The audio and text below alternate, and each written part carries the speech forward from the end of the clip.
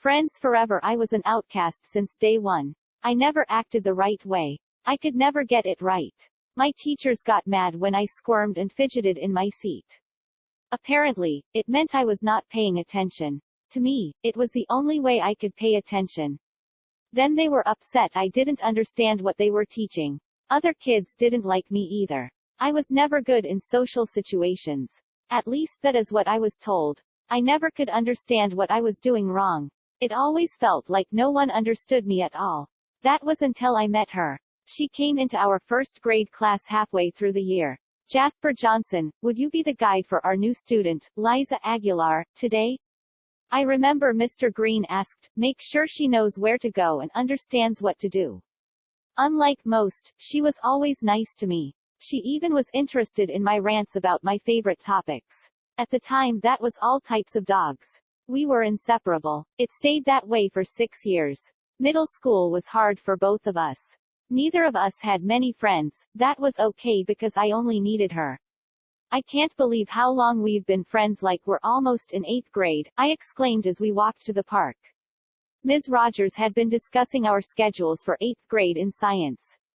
Yeah, she replied, staring ahead. She thought a second and asked, we're gonna be friends forever, right? Friends forever, I replied, smiling big.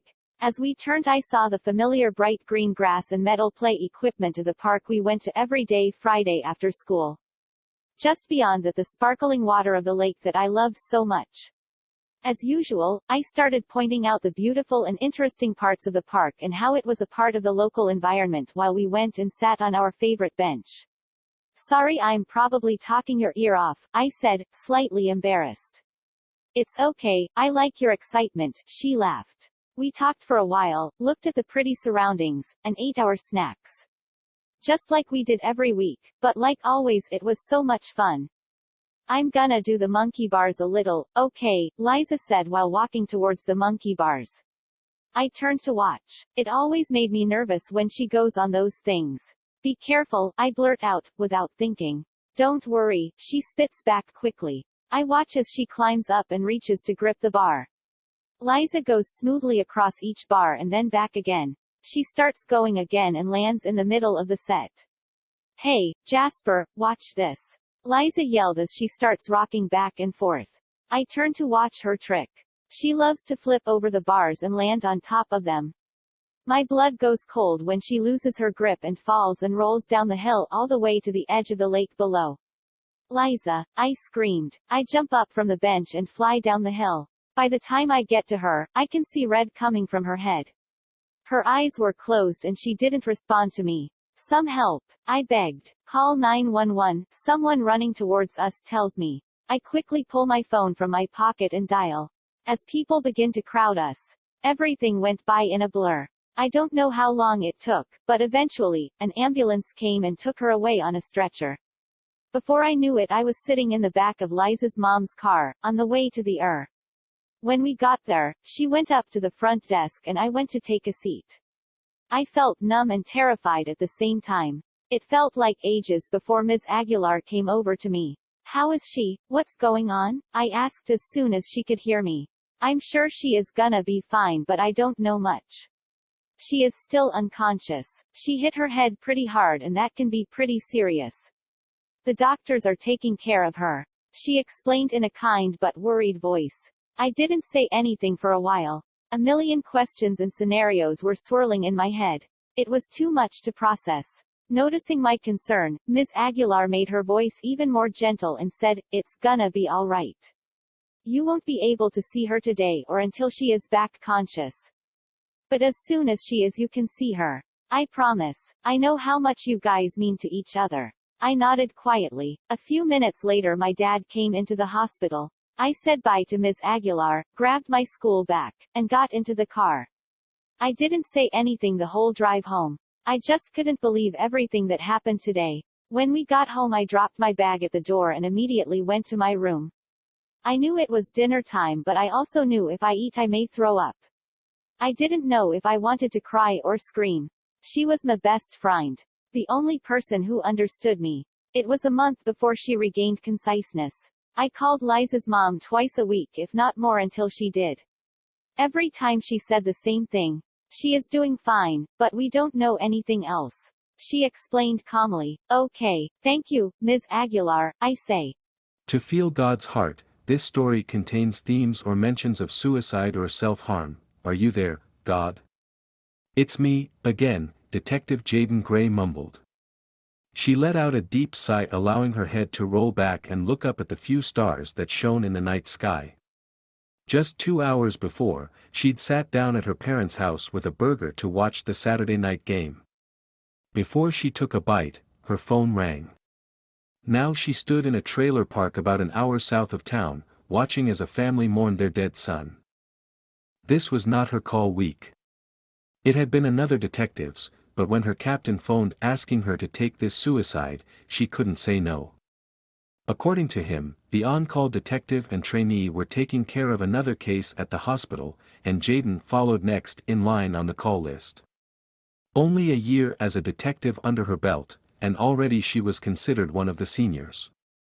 Societal and political tensions forced a high turnover rate and threw morale down the toilet. No one wanted to be a cop anymore. So Jaden found herself outside listening to the cries of strangers as CSI took photos inside the trailer. Until they finished their scene analysis, Jaden could not enter. From what she already gathered, the deceased was a 15-year-old male. He'd recently started high school and seemed to be doing well. He left no note.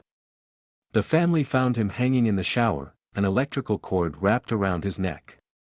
Jaden looked back at the trailer, running her fingers through her short hair. A new habit she picked up since chopping it all off.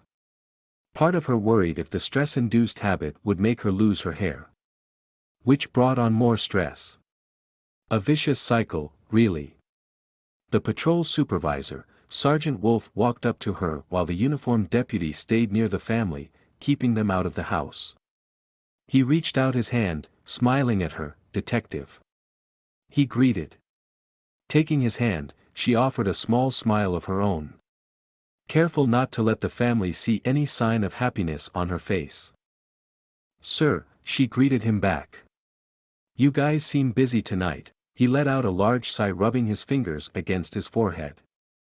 "Ain't that the truth? If it isn't one thing, it's another. Our guys are still at the hospital working on that other case. It sounds like a bad one. Yeah, I didn't ask Sean for details. But it sounded like they would be there a good while," Jaden mused absently.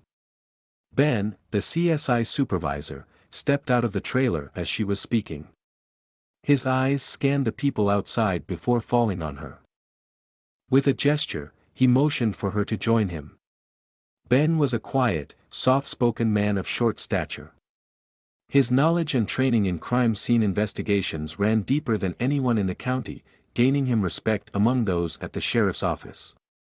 Jaden stepped inside the trailer and took in the scene for the first time.